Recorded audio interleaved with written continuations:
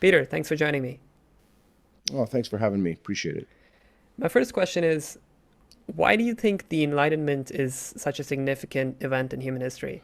What happened during that period that distinguishes it from the thousands of centuries that humans had lived on Earth prior? I'm just laughing. What a first question. Oh my God. Oh my God was a pun. Let's see. Wow, that's boy, that is such a huge question. Uh, okay, so,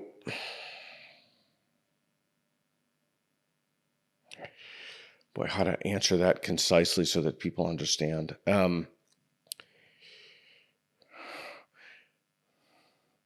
I think the Enlightenment was so significant and so important.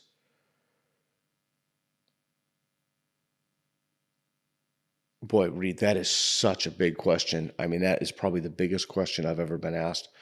Okay. All right, here we go. I think the Enlightenment is so significant because it put the tools of science to the fore. It helped us to understand explanations and good explanations and why certain explanations, like, God did it, for example, or a miracle occurred. I think it helped us to understand why those were not good explanations. I've been reading I've been reading the articles. I haven't, Reed's been also helping me understand, and Brett Hall's been helping me to understand the idea of preserving the method of error correction, which I think is a really good way to understand what we're trying to preserve. And what the means of error correction is criticism, discourse, debate. These things thrived in the Enlightenment, and they were more of an. I mean, you see this with Diderot. You see this with. It depends on what thinkers you want to point to, who began the Enlightenment or who carried it on. You see this to a certain extent with Kant, but I think that the most significant idea that the Enlightenment gave us was that we can stand on our own feet and live by our own lights, and we can develop tools to better help us understand what's true and what's false. And critiquing, criticizing, condemning those, uh, it's different to critique or criticize a bad idea as opposed to condemn it. And I think that the Enlightenment helped us to draw that distinction. It's funny how, Does that make sense? yeah, yeah, definitely. Does that make sense? Yes, it's funny how for hundreds of thousands of years, humans just pretty much had the same boring lives, like generation after generation. They faced the same problems, barely made any significant progress. Like discoveries like fire were so rare that you could just expect to live under the same um, moral, political circumstances that you were raised in, that you were born into. And I'm curious, like, if you have any conjectures as to what were the necessary ingredients or circumstances that led to the Enlightenment happening, and why didn't it happen any earlier? Oh, I thought you were going to go somewhere else with the question. I'll answer a question you didn't ask, then I'll answer your question. I thought you were going to talk about this kind of Kurzweil exponential rise in technology, and it's pretty obvious and conspicuous when you see the trend lines, and it just booms up. People attribute that to Moore's law. People attribute that to, Kurzweil has an interesting train of thought. Nick Bostrom has talked about that quite a bit. Um, I don't know what specifically contributed to the history of the Enlightenment in terms of why it happened at that time. I think for that, you'd need to talk to an intellectual historian. I don't know what set of unique, particular cultural circumstances contributed to a kind of human flourishing at that time as opposed to any other time. So I don't know how to answer your question I don't even know if there is an answer to your question other than, I've been thinking about things in terms of memes a lot lately, meme plexes. What particular set of circumstances contributed to or enabled the Enlightenment that didn't exist prior to that? And I think you can think about that. If you could figure out what those circumstances were, then you could try to engineer them in future societies to ensure that they had their own kind of, if not continuation of the Enlightenment, at least a prophylactic against the Dark Ages. So I don't know ultimately what the answer to that question is. I don't even know that there is an answer to the question. Yeah, that's fair. I would love for you to steelman the case against moral or cultural relativism, because I often see people falling into that trap simply because they think that if they don't put all cultures on equal footing, then they won't be a good person. Of course, the people they're Yeah. defending will never return the favor for them. They usually find their ideology strictly at odds with Western liberalism and would pretty much do anything to eradicate it. So I would love to hear your thoughts on the dangers of Sure. moral. Sure. I'm glad you didn't ask me to steel man epistemological relativism, because that would be significantly more difficult. But I'll steel man moral relativism and cultural relativism. So Nagel has a book, The View from Nowhere. And the idea is so I'll use what Lyotard calls the postmodern condition to do this. There is no meta-narrative. There is no external God's eye view. There's just the view that we have. We're all situated in bodies with five senses. Individuals come together and they make cultures. And those cultures, for example, there's an interesting graph of the hemlines of women's skirts in the 1920s to the 1980s. Those, for example, those trend lines are how long a woman's skirt is. That's neither good nor bad. It's just an artifact of the culture. Just like each culture. So when you have no external view, no God's eye view of a situation, there's no way to get outside of a system and make a judgment about it. So different people have their own cultural practices. They have their own conventions.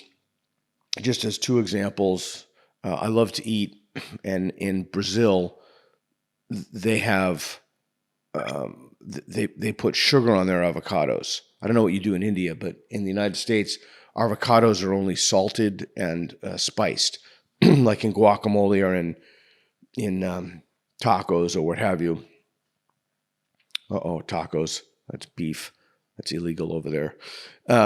So there's no right and wrong. I mean, in the beef example, I kind of meant as a funny segue, because that's just a cultural practice of traditions and norms that groups of individuals have adopted, but it's no better or no worse. Let me give you kind of a macro example. So China has more or less bartered the health of its citizens for economic prosperity. The cancer rates in certain regions are extraordinarily high, and they get these creepy, weird kinds of cancers that we don't get. But what they've done is that you could say it's not a rational calculus, okay, but they've made at some level a decision to sacrifice a certain number of their citizens' health for overall increased economic prosperity. There's no way that we in the West can make that judgment, or in the United States specifically. There's no way that we can make a judgment as to the right or wrong about that, because we don't have access to those unique individual circumstances that gave rise to the people making those decisions. So cultural relativism, then, the steelman of cultural relativism is, because we're situated in our own culture, we only understand certain conditions. And as Nietzsche says, it's like we're so close to those things that we don't even see it. Like, we're so close to the fact that, like, most Americans, just as going back to that example, if you suggested, or if you put sugar on an avocado, they wouldn't even try it. I mean, they literally wouldn't even try it. It'd be disgusting to them. But that again is because they've been, I don't want to say indoctrinated, it's too strong of a word, but they've just grown up with certain ideas and certain beliefs about what they should eat, how they should live, what matters to them. But there's no way to step outside of a system and make that judgment. And in fact, that's evidenced by the fact that people do eat sugar on their avocado smoothies. People do, but I don't think I've ever seen an avocado smoothie in the whole. That's just a kind of taste relativism. But you can make a bridge from taste relativism to other kinds of relativism. Now, that's the cultural and social relativism. So the moral relativism, that's something else. So moral relativism is you can take those same principles. There's no way to step outside of a system and judge it. There's no view from nowhere. There's always a view from somewhere. There's a situated view. And so there is no objective morality. You can't derive, there are no moral facts.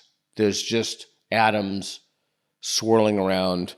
There's no holy books that give timeless, eternal solutions, as evidence, for example, from the move from the Old Testament to the New Testament. How can something be eternally true at one time and then a new covenant come along with Jesus, and then all of the things that were eternally true and no longer true, they're replaced by new eternal truths? That doesn't even make any sense, because it contradicts the idea of what it is to have a moral truth, right? So moral truths are not situational. They're timeless and absolute. So the idea is then that there is no objective morality. There are no objective moral facts.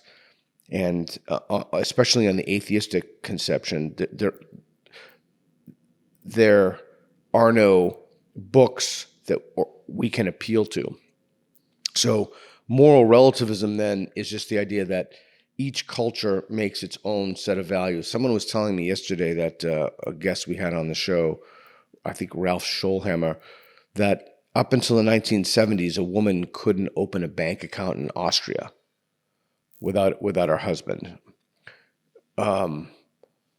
That's neither right or wrong. It was just appropriate that the people of the culture deemed at the time. But today we would make a moral judgment or a condemnation of that, like we do about women driving in Saudi Arabia or what have you. But that's the basic idea. You can take, there's no view from nowhere.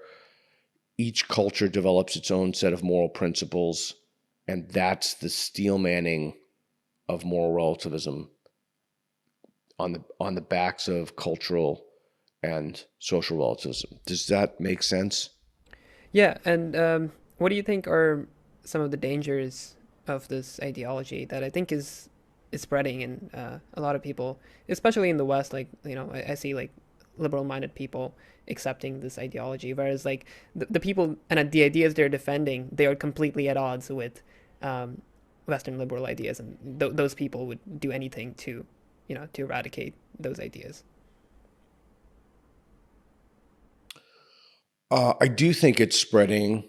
I don't know if the spread of that is just a temporary moral fashion or not. The consequences are that we don't make moral judgments about the horrific occurrences in other cultures, specifically about sexual minorities, for example. The people who latch on to the idea of cultural relativism themselves have very strong opinions about sexual minorities as a general rule, women, and they're very upset about disparities I've been saying this for literally over a decade.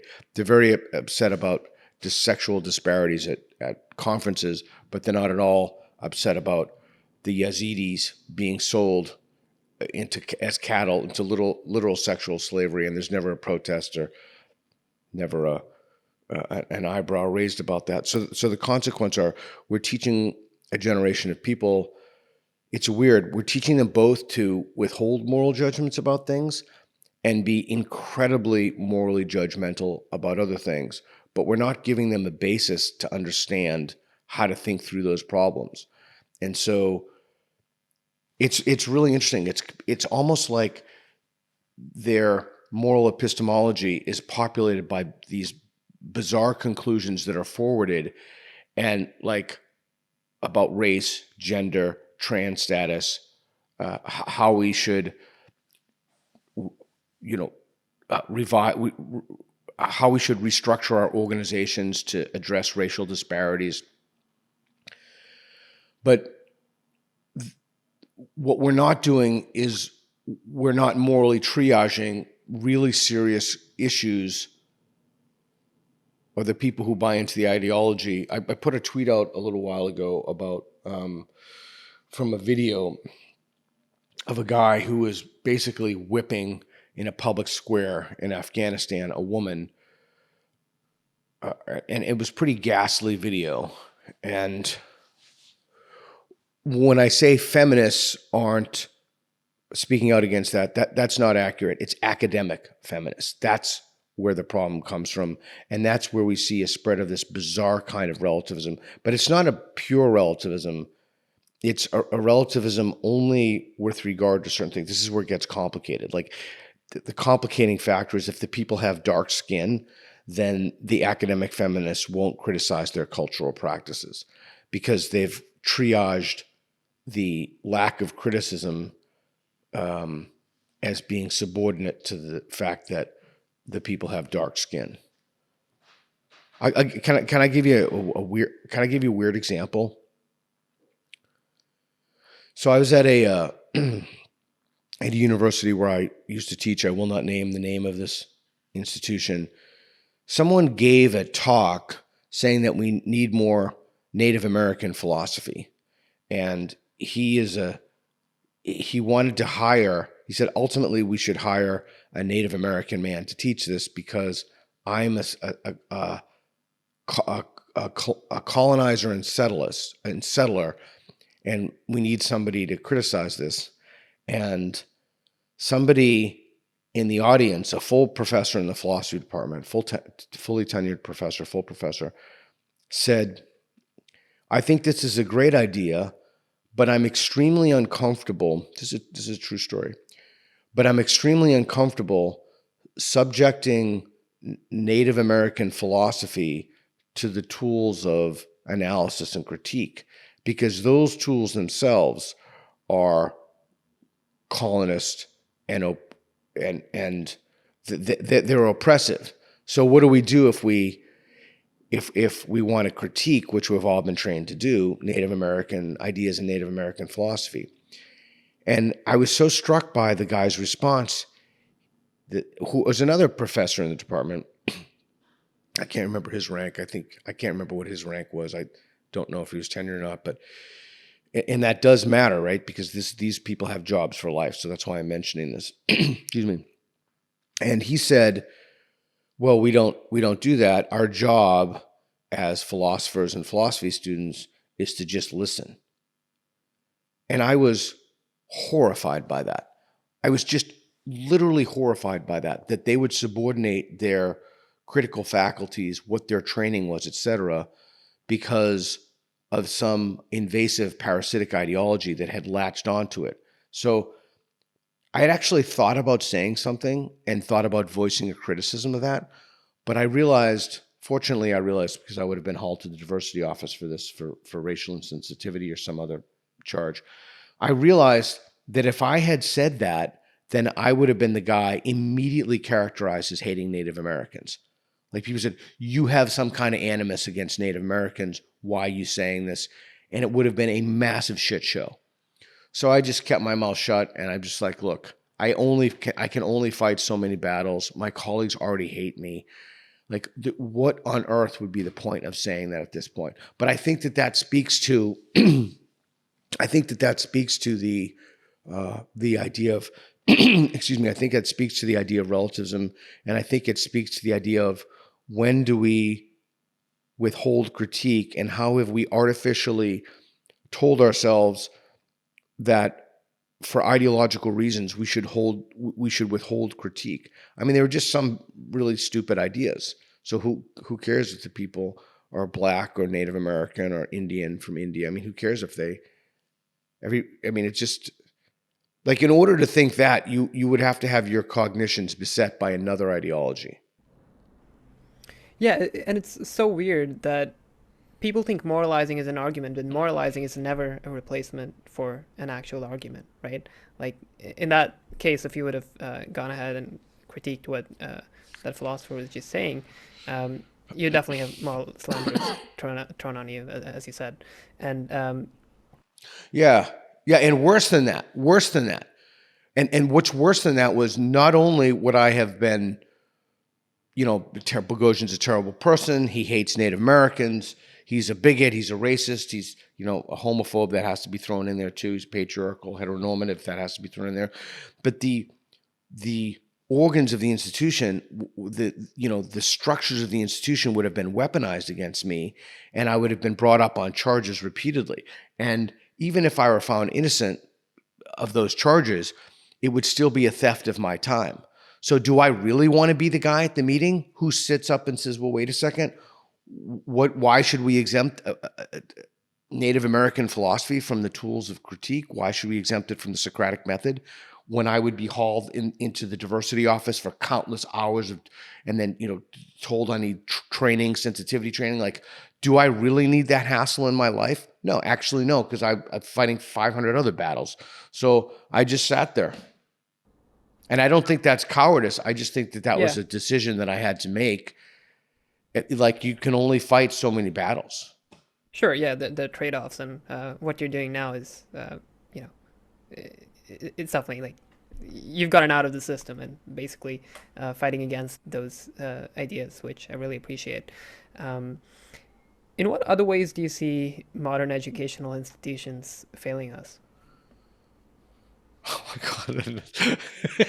Reed's laughing.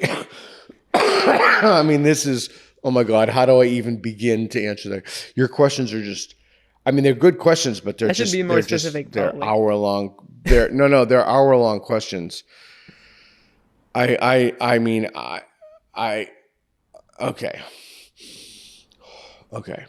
What ways? Okay, Reed is laughing. We're both laughing over here. Okay, I don't even know where to begin with that. Okay, so let's begin at the beginning. I'll try to be as concise as possible. So, okay. The main problem that almost no one talks about is colleges of education. Colleges of education produce EDDs, education doctorates.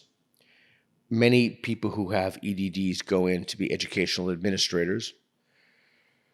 We did a series on this with Lyle Asher that was fantastic. These are people who are trained in ideologies and how to train other people to be indoctrinated into an ideology. Teacher certification programs in which that you need a certification, at least I can't speak to it in India. I'd imagine it's probably somewhat similar, but I really don't know. You need a certification in order to be able to teach in the K through 12 system. That's kindergarten through 12th grade. These are purely ideological. It's not like some kid, defecates on the floor. What do we do with them? These are purely ideological. How do you help people adopt certain worldviews, certain pedagogies take over in the classroom? Constructivism. You don't really see behaviorism, and you never see the Socratic method. I shouldn't say you never see behaviorism, because you do see it a little bit. So the system is set up to replicate the dominant moral, and I say that word specifically, moral ideology and moral orthodoxy. So it's replicating in the certification of teachers, it's replicating, and it's pretty much Paulo Freire's Pedagogy of the Oppressed. Jonathan Haidt talks about the telos of the university being social justice or truth. That the purpose of education is to alleviate oppression. That's Freire's idea, is this idea of a banking concept of education, which it was later termed inappropriately direct education. And it was explained to me incorrectly, open skull, insert knowledge, closed skull. That's not true at all. So we have certain paradigms, pedagogical paradigms, ideological paradigms, in which we're indoctrinating teachers, educational administrators. So that's how the ideological capture of the institution occurred. The other thing is we have the people, this is in an older book now, but it's subsequently come out. Martin Gross's The Conspiracy of Ignorance has a great chapter about this. The people who go into education generally tend to have poor SAT scores. SATs are the Scholastic Aptitude Test. They tend to be in the bottom quartile of their class. And it's a kind of, they're not even midwits. It's a kind of idiocy or lower intelligence people being placed into positions of teaching. It's the exact opposite, for example, of Asia, China, Taiwan. Excuse me. So you have very mediocre people, and that's probably one of the most charitable things you can say about them. That doesn't mean they're not well-meaning. It doesn't mean they're not hardworking. But if you just look at and I'm going off of SAT scores and grades now. I'm not going off of I'm going off of discrete identifiable metrics. You have people who enter those professions as being on the bottom of the barrel, intellectually and quite frankly, educationally, certainly scholastically. You don't have to publish anything, for example, if you teach in high school. Okay, so that's one way to look at the problem, or two ways to look at the problem: the ideological capture, the idea of ideology replication. You have not smart people. Again, that's probably the kindest way to what you can say about them. In general, going into K through 12 education, you also have the problem of zip codes and funding. You have the problem, and I think that this is a disgrace. I think this is where the right has failed people.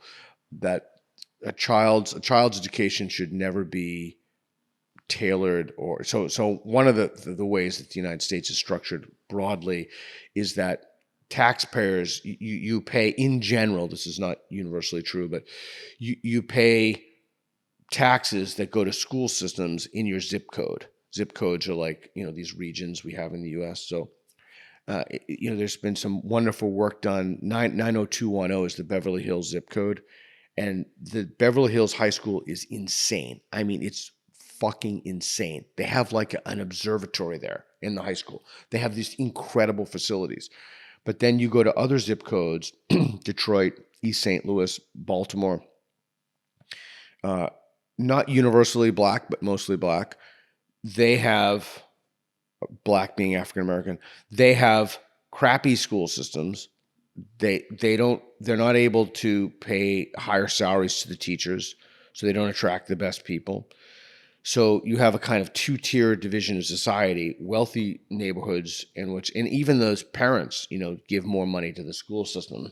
So you have the problem of kids not being able to get a good education because their parents don't have a lot of money because of the zip code they're in. You have other problems too, people from single-parent households not receiving.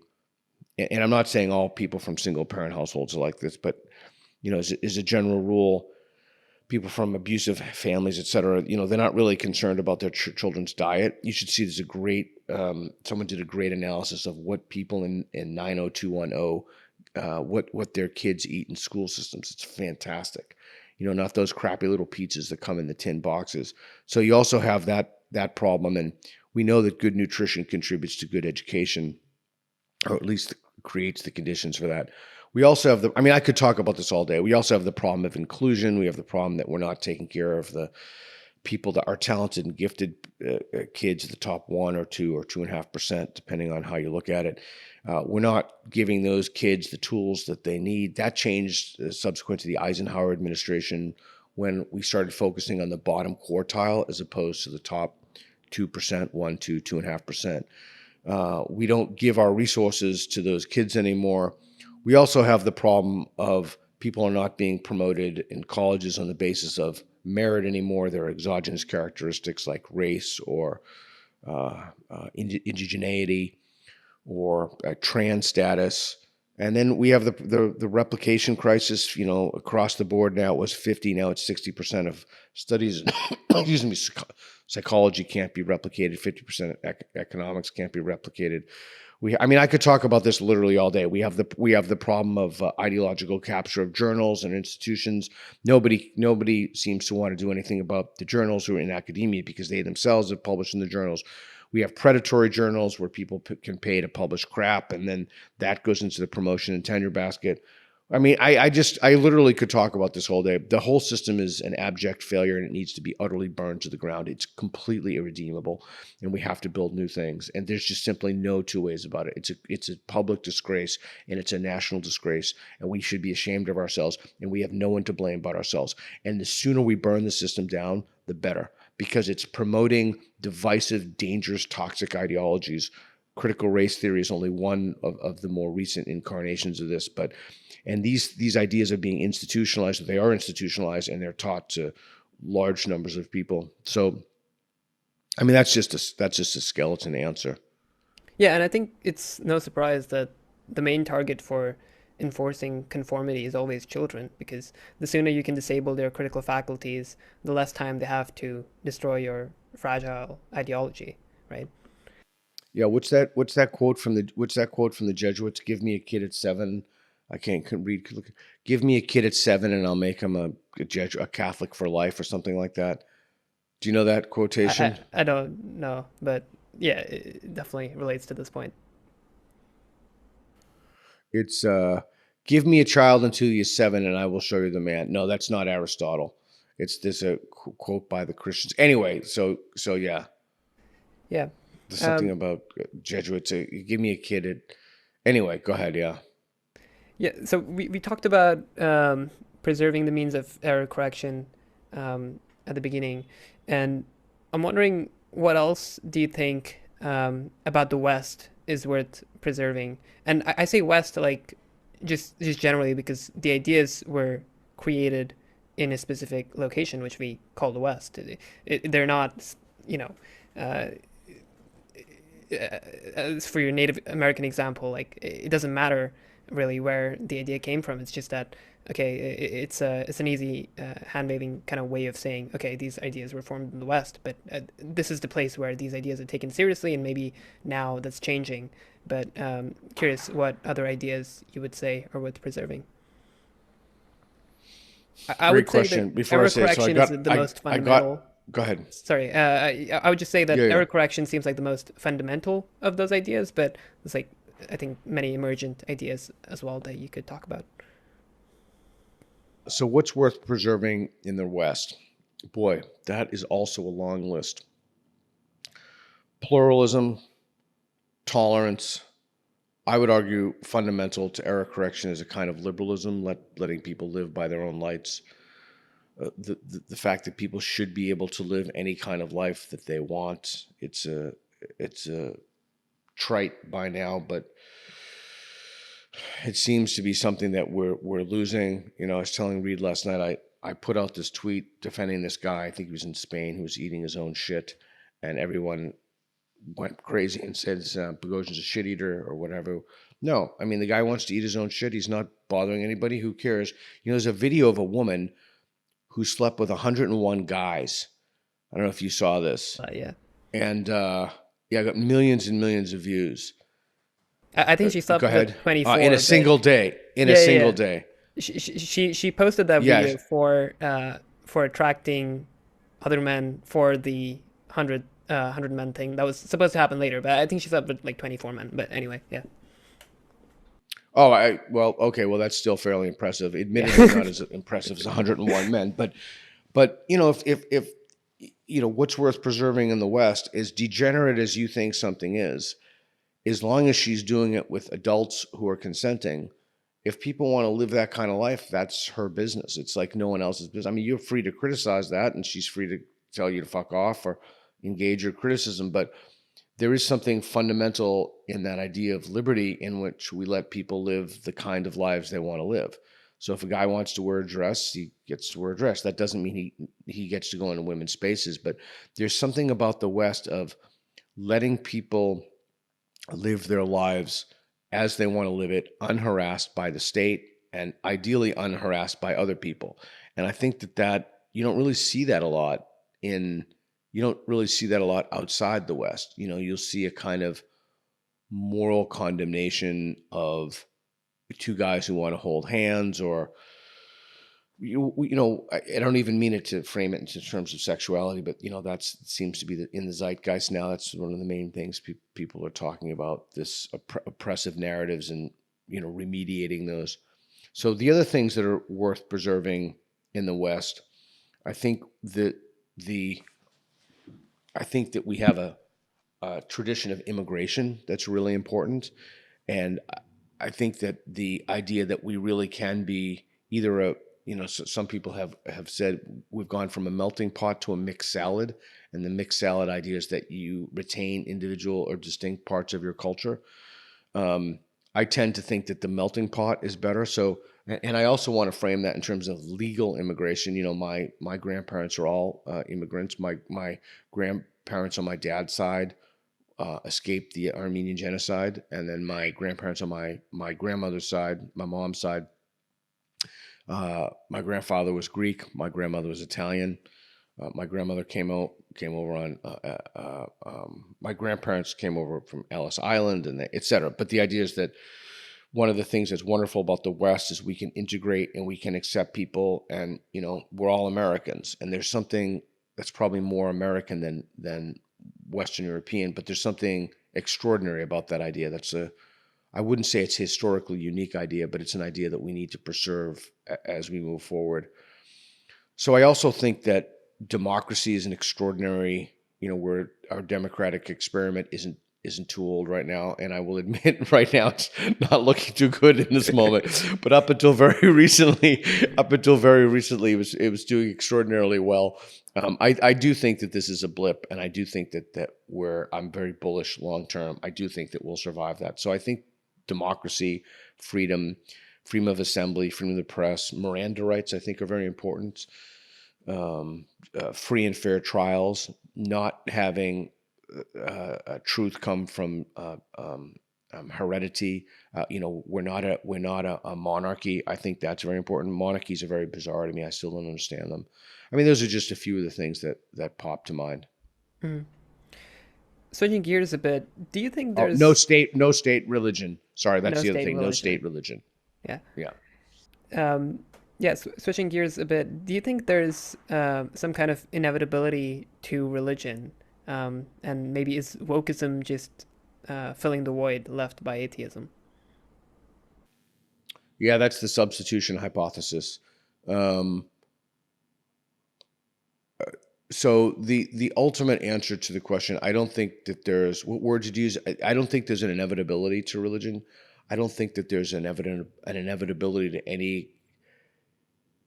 Again, that really does get back to, as long as you preserve the means of error correction, as long as you allow criticism to take place and to flourish, particularly in institutions, in academic institutions, I think that the rational memes will survive in the end, providing that you have preserved the method of error correction.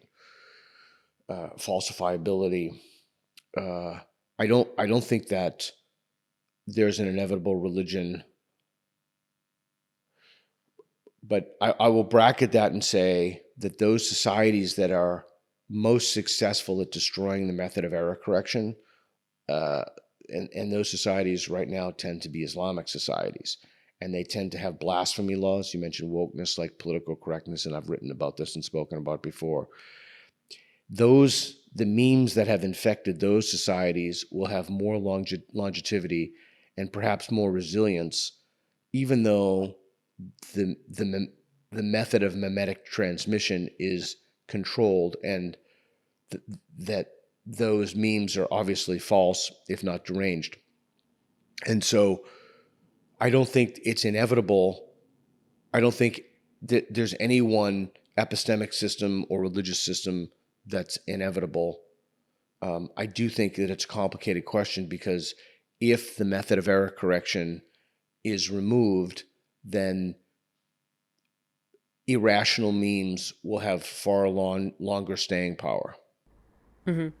Does that make sense? Yeah, yes. And I think that, that apparent longevity and stability is also just apparent, right? It's not, at the end of the day, it's a really fragile ideology, and those people or those minds that have that ideology better try and correct it, or try to insert an error correcting mechanism in their society, because there's obviously the the feedback from nature that you're getting. And in the long run, if you don't correct errors, you're doomed to fail by the proverbial asteroid, right? Like the asteroid that wiped out the dinosaurs. Like, might be any problem that could happen to those societies that just fail to make progress because of all these. Ah, so I would, you asked me to steel man before. I will steel man something and push it. I agree with you, but I'm going to argue against what you just said. They wouldn't judge that as the method of as being successful. Like you can hear mullahs and you can hear Islamic leaders all the time saying, well, they may be better, they being the West, at certain economic things, but we're better at religion. Like this is the most important thing is submission, Islam. And so, and again, I'm not, for the millionth time, I'm not saying every Muslim believes this, but this is a mimetically robust idea within the society and more common than many Westerners would think. And so for them, well, what do they care if the asteroid hits them? I guess they'd prefer it doesn't. But if they go down, having been good Muslims, that's the most important thing. So you're looking at it from a point of view of, well, yeah, we want to succeed. We want to do this. We want to preserve the method of error correction. Well, what do they care about the method of error correction? In fact, they want to damp down on the method of error correction because they think it's the truth. Right, but yeah, so It's a mass they delusion. yeah, and they care about maybe the afterlife or paradise that they get, that they think they get, Correct. Correct. but yeah, like Correct. I mean, if they 100%. don't solve the problems in time, like they don't solve diseases in time or other kinds of problems that might arise, like But that doesn't they're matter dead. if And that doesn't matter if they're good Muslims. right, Like but being a good Muslim is more important than any of those things. Because yes, being a good Muslim is eternity. hmm but don't you think that that ideology will inevitably, or at least in the long run, die out because all the holders of those memes will fail to make progress, and like there's some natural calamity that'll occur that probably just killed them. Like I'd say, like this is the history of like most of human most of human history is like this, right? Like this empires like fall, rise and fall, and um, I think what they all have in common is that they fail to solve a particular problem that arose in time, and they don't all necessarily have anti-rational memes like those ancient Greece. Athens was amazing and flourishing, but even they fail to solve a specific problem that arose in time. So you're talking about long term, and I'm not. Yes. I Hmm. mean, I said it, I predicted in 2001 that in my lifetime, and I'm assuming I'm going to live to my 80s. Both my parents lived to their early 80s. Um, so I hope I live to my 80s anyway, that in my Hopefully longer. lifetime, at least, I hope so, at least in good health. In my lifetime, 2 countries in Western Europe will fall to Islam. I said that in 2001. People thought I was insane. I think you'll see the spreading of Islam. I think you'll see demographic, the continued fall in birth rates, and I think that you'll see continued immigration and illegal immigration in Western Europe. And so I think that you'll see, I mean, what are there, 300 mosques in London now? And again, this is not a criticism of Islam, far from it. In fact, it's a compliment to the mimetic fitness of the ideas and the spreadability, the stickiness of those ideas, that they're now taking over traditional Christian strongholds.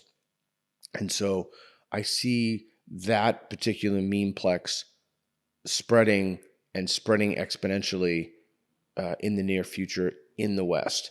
And I see with that a commensurate erosion and corrosion of Western institutions, Western liberalism, Western values, etc. I mean, you see it right now in the in parts of the UK where teachers are told if they have Muslim students, female teachers, they need to wear their headscarf.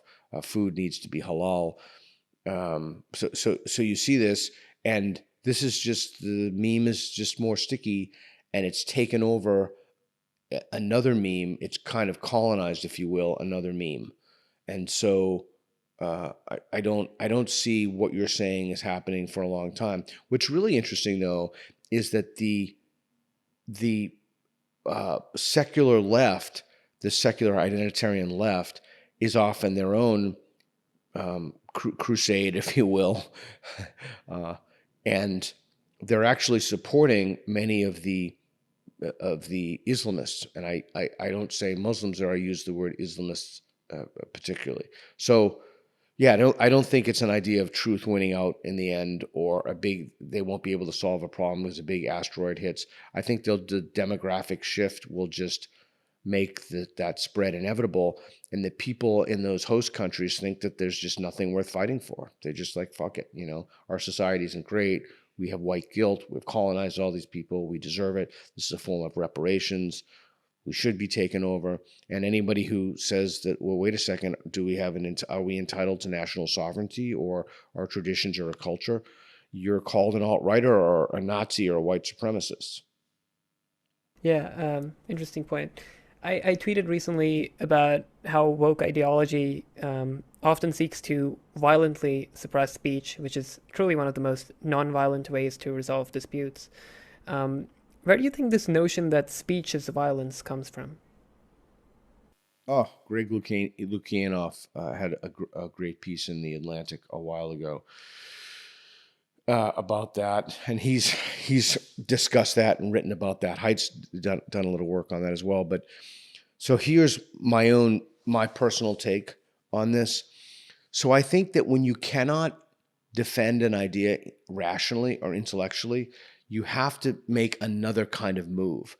When an idea can't be defended on epistemic grounds, then it has to be attacked another way. And so I think that the way to attack it is through extra epistemological means, like moral means. So many of the people who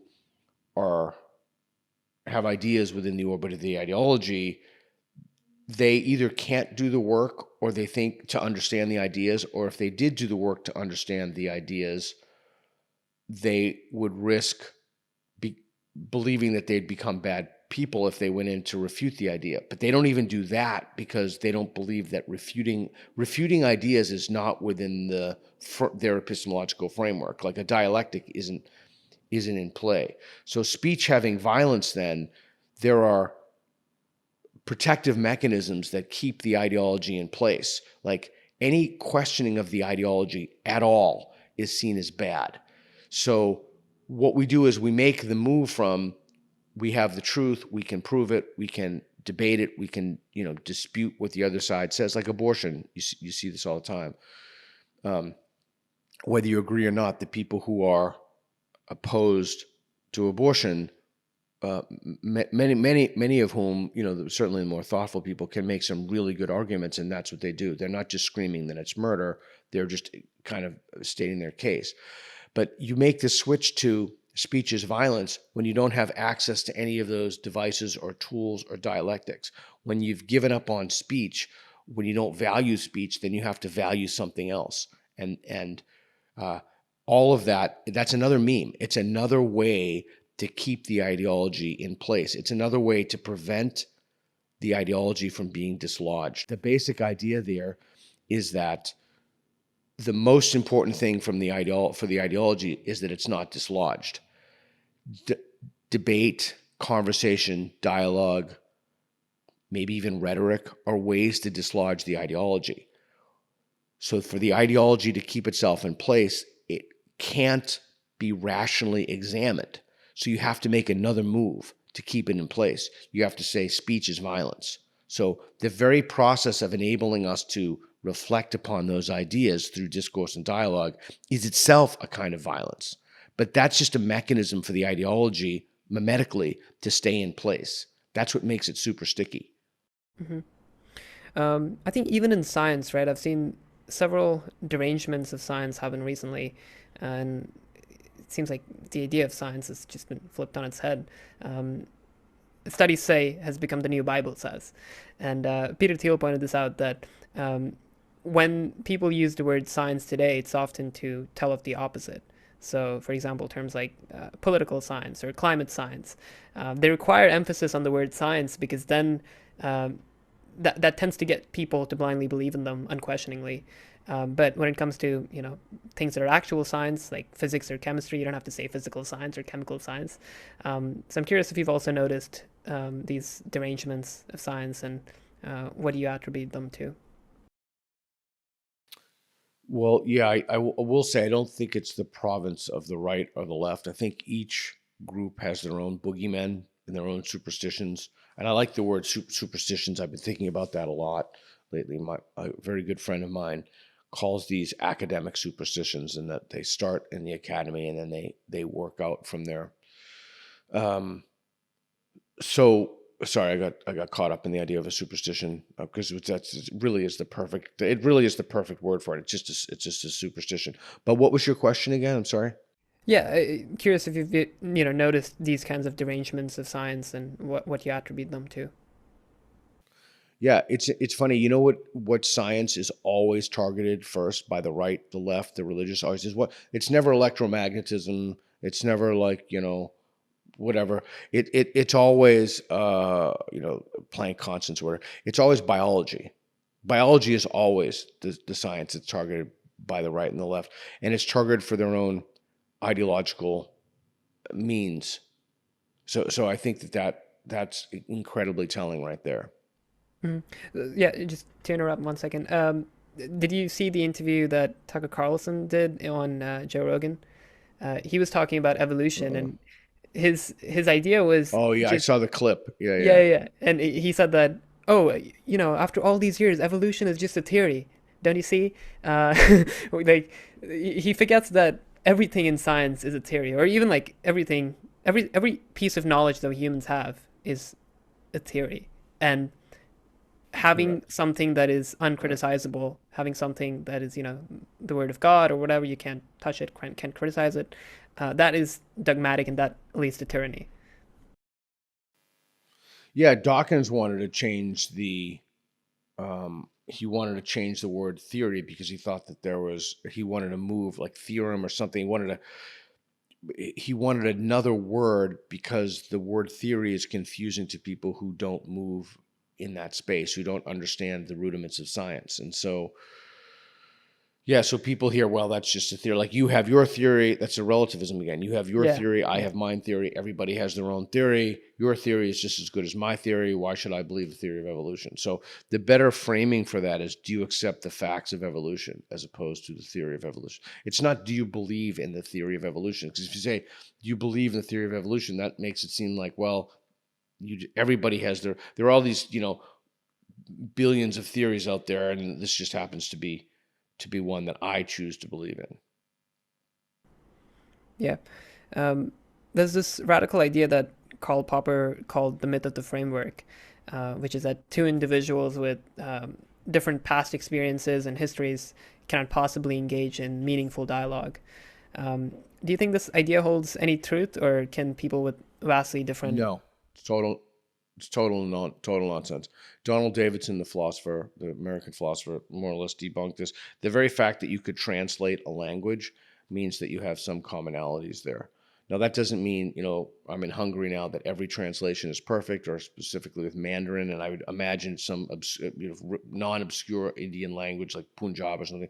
I would assume, right? I would assume that that those translations are exact, but people constantly have conversations. They engage in economic transactions. They, yeah, I met people a little while ago. They were actually a husband and wife. I met them in a sushi bar, and he didn't speak any Mandarin. She didn't speak any English, and they communicated on an app. I always wondered what would happen if there's like battery died or something. But no, I don't think that that's true at all, because we know that people successfully communicate all the time.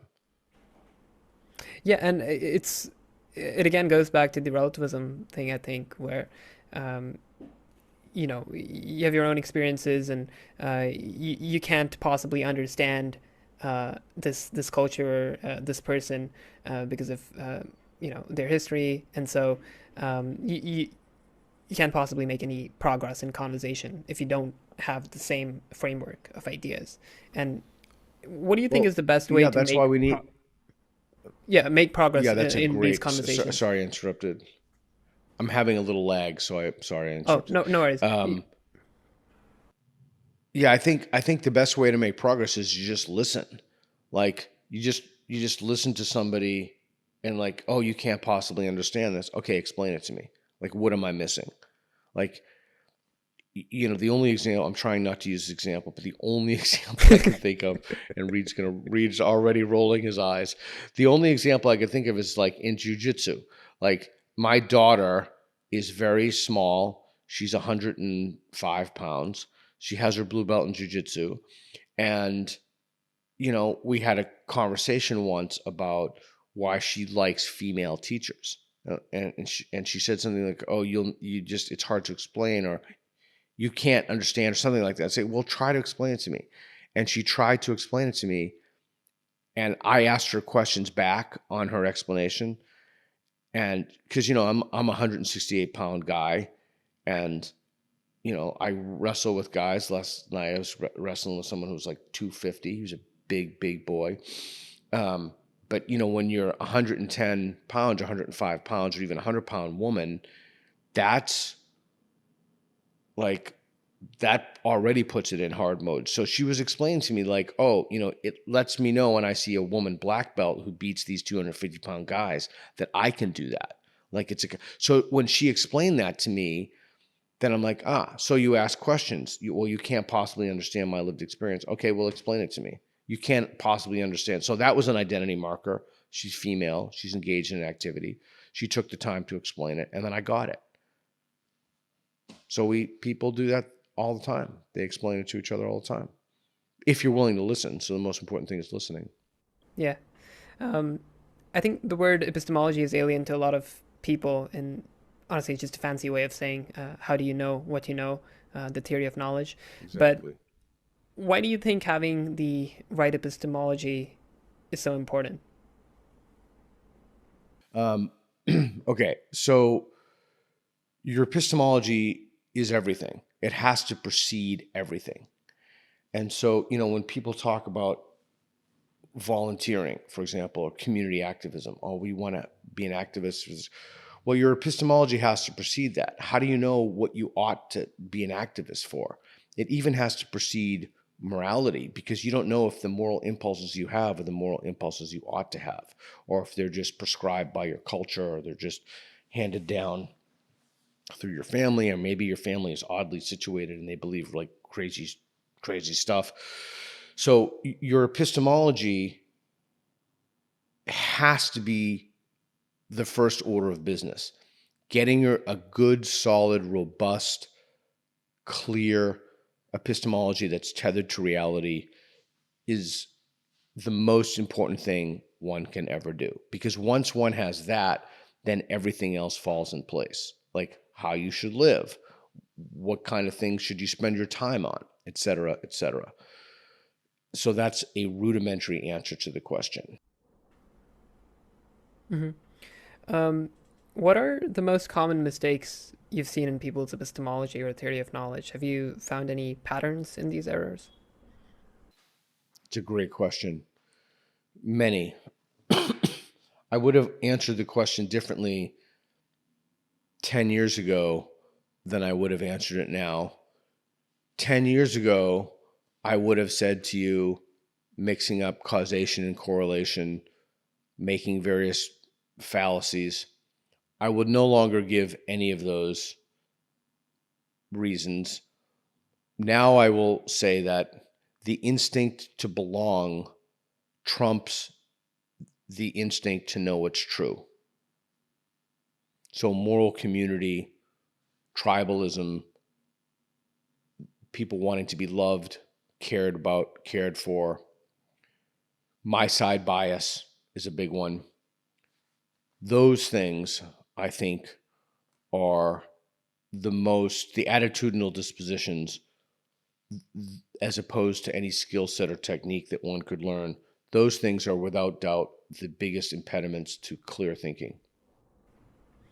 Um, Naval has this saying that groups search for consensus while the individual searches for truth, right? Or the only that's only possible that for the individual to search for the truth, because groups try to find something that they commonly align with, or they try to form a consensus, which is usually at the sacrifice or a compromise on the truth. Um, and yeah, I definitely see that happen a lot in today's world. Yeah, and it's made worse by social media. Uh, it's made worse because the tribalism is more conspicuous, and now you're talking about global platforms. I'm deeply concerned about the U.S. deficit, and I think that it's one of the most. I would go so far as to say I think it's one of the top three issues affecting the country. I might even say the top one issue, but I'm willing to concede that it's in the top three.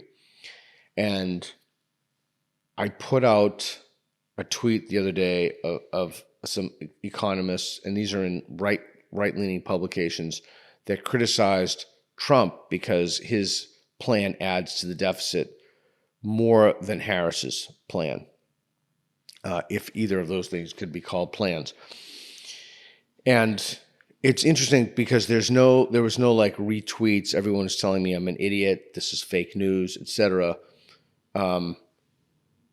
There is a kind of tribalism, not only in an ideological tribalism, but that manifests itself. It splinters down into individual beliefs, and so I don't have a side in terms of Republicans or Democrats. I don't have a side. I am interested in lowering the deficit, and I think we need to have a conversation about that. Just parenthetically, there were no questions asked at either of the debates about what is your plan to lower the deficit? How are we going to get this under control? Why does this matter? Nothing. So social media exacerbates that. We look for the likes, we look for the retweets, and you get those by being a Matt Walsh, right? You get those by kind of, you get the crazy number of followers. In fact, Reed and I were just talking before this that when we go to New Zealand, we'd love to, do some stuff with Brett Hall. And I think he's one of the best thinkers out there as I've gotten to know his stuff more. I think he's incredibly clear, and he doesn't have anywhere near the platform that he should have. I don't even know he's at like 25,000 Twitter followers, and his videos don't get many views. And I said to Reed, if we were to pursue the more incendiary stuff, we would get far more views and clicks and likes. But that's not how I want to. That's not what I want to do. I want to talk to a guy who's smart, thoughtful, who knows how to give an analysis and a criticism, who moves the needle. I want that kind of material to be promoted. But the consequence of promoting that material, it will never really take off like the way that other people's, the more provocative and incendiary stuff do. Yeah, do you have any kind of strategy for that, or I mean, any ideas of how you'd go about promoting these ideas that you know that usually won't get a lot of clicks, but are very, very important ideas about epistemology and as you said, like the how you think about knowledge really covers all aspects of life, like how you should live your life and do all these other things. So, do you know how you would go Yeah, well, about? it's funny that you said you in that sentence, because if the you is me, it's much easier for me to do it than you to do it because of my age. So for me at this point in my life, I'm 58. I'm like, I don't give a fuck. I'm just going to pursue stuff that's true. I don't really need to cultivate. Reed and I were in a meeting, and they said, oh, if you want to grow your public persona, we can, we'll put you on this show or this show. I'm like, I don't need to grow my public persona. I mean, would it be great if I had a million Twitter followers and the ideas would gain more traction? Yeah. But that should be a byproduct of doing good work, right? Ideally, that should be that your profile, like Naval or David Deutsch or Dawkins, those profiles ideally, and the traction that those ideas gain, ideally, would be because they're really good ideas. They ameliorate human suffering. They're true, etc. Not because you want to build a platform for a platform's sake. So at my age, at 58, it's easier. For younger people, it's different. It's more difficult because you either have imposter syndrome, or you want the financial remuneration that comes with larger platforms like the Twitter payouts, which is not much, Instagram, and then you want to kind of cultivate a following, building a brand. That's like the whole thing that the young people Yeah. has pervaded their consciousness. So for those people, I can only have an appeal to values like your life will be much richer and much better if you don't play that game and if you try to cultivate honest and real friendships. But I think people have to grow older and wiser before they realize the truth in that statement. My final question is, what are you most optimistic about and what are you most pessimistic about in today's world?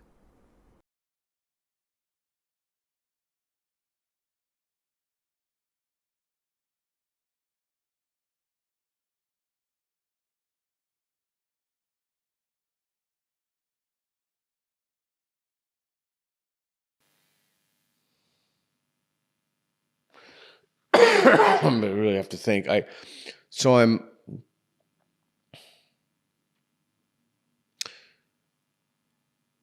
I'm most optimistic about the fact that we already have the answers to all of the questions that we seek. And that is David Deutsch, Karl Popper, the Enlightenment, classical liberalism. We have the answers for how to construct better societies. So it's not like that we need to figure anything out. It's like we don't need to. A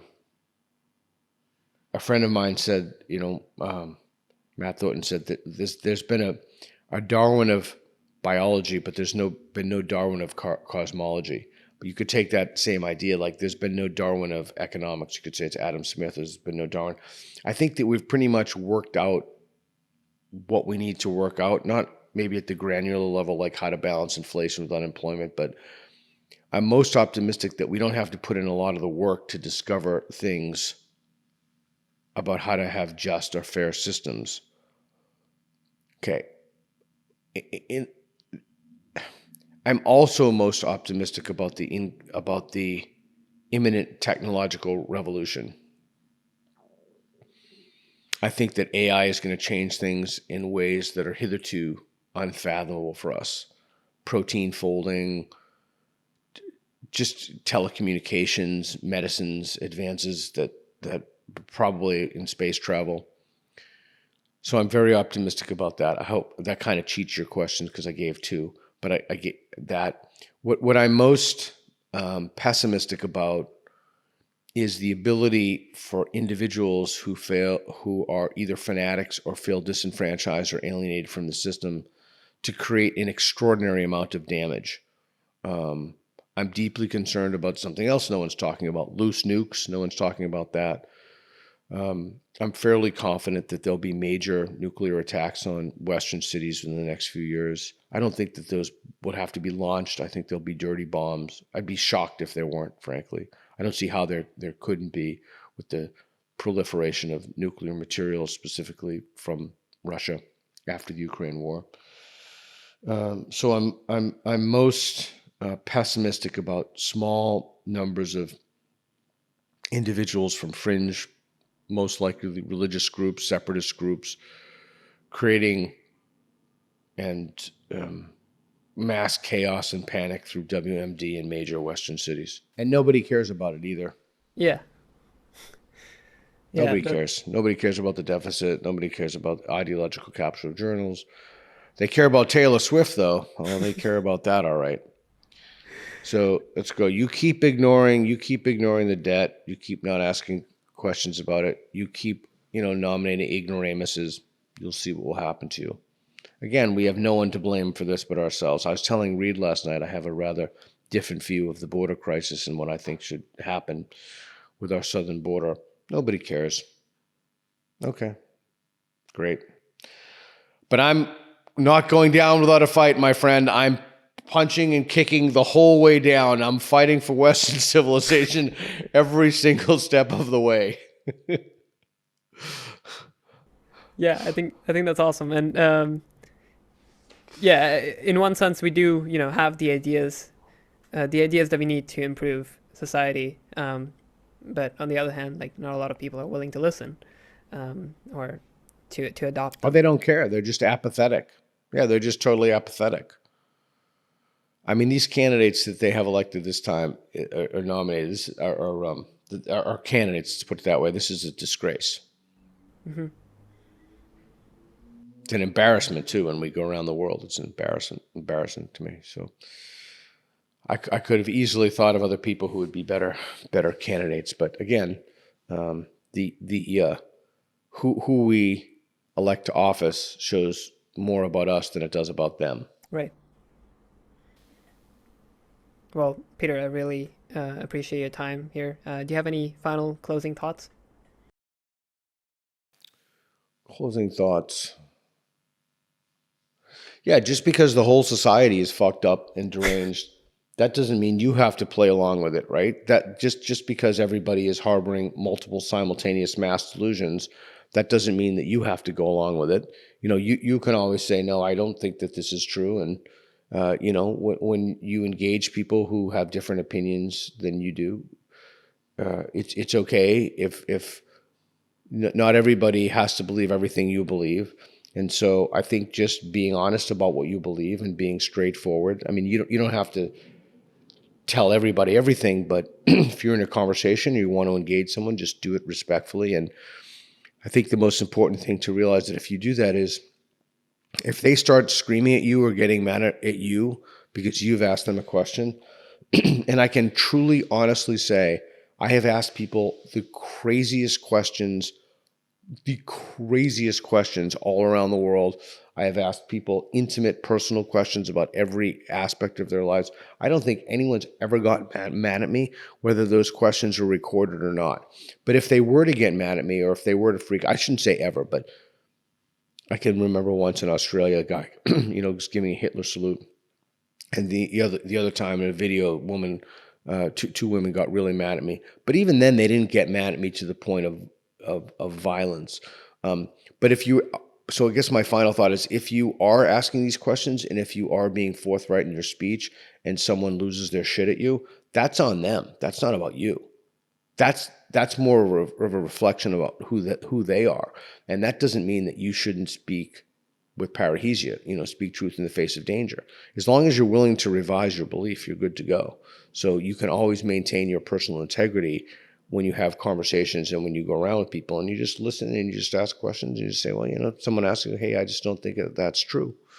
And I think that's the way that we get out of this morass, is that we have to have a place of value on being courageous so that we can collectively end the cowardice of individuals.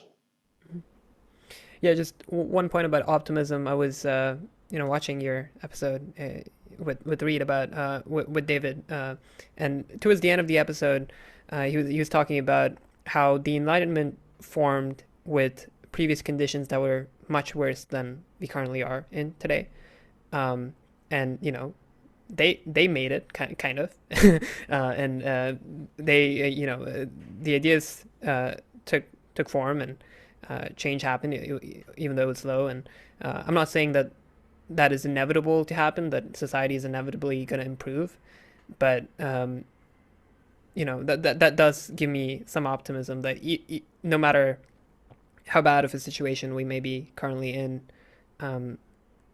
the possibility for progress and for improvement is always there. And it just takes people. And like again, us we don't need people. that's. I completely agree, and that's the beauty of that. You don't need to reinvent anything. Yeah. You just need to preserve the method of error correction. That's the thing. That's what we need to do. And that's what we've lost wholesale in our academies, in our journals, in our colleges of education. We know exactly what we need to do. We know exactly how to get that back. It's not complicated. We need to start by firing plagiarists. Like, it's so simple. The solutions are not complicated. But we're just not at a point now. It's, it's from motivational interviewing, meet people where they are. We're just not at a place in society where we're ready to be honest about the problem and start making changes. We're governed by impulses, moral impulses, feelings of guilt, or what we think how we should live in a society to be good people. But those impulses, that's a great example of why our epistemology has to come first. That's why the whole system is corrupt and irredeemable. There's nothing you can do about it. So We know what needs to be done, so we go ahead as individuals and we engage in these conversations and we build new things, and we let the deranged people play out their little live in make believe land and fantasy land. And so if the asteroid comes or they get, I don't know, but we can only do what we can do. And the most important thing there is you just have to be willing to stand up, not necessarily for what you believe, but for what's true and for our ability to live the kind of lives and have the kind of cognitive liberty that we need in free societies. Again, this isn't complicated. That's the optimism, is this is not complicated at all. Well, this has been really fun for me, and it's been a treat. So, I I really appreciate you doing this, and hopefully we can get to speak again in the future and maybe meet up in person. Yeah, cool. It's a pleasure. I really want to support what you do. I think you got a lot of talent. I'm glad that, Reed is obviously, thanks to Reed for helping out Yeah, and thank you, Reed. That highlighting was your work. and for the setup. This has been amazing. Great. Thanks so much. And again, we wish you the best of luck. And if you're ever where we are, I'll take you out to dinner.